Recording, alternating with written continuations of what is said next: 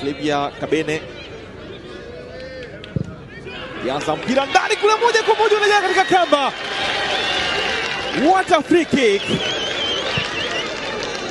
Imepigwa bao ambalo limeenda kuwapa nafasi ya kupata bao la kuongoza katika mchezo huu.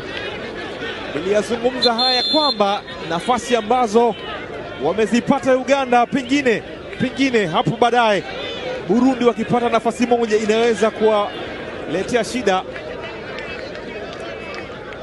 Habonimana kupitia free kick ya kibabe anafanikiwa kuwatanguliza Burundi.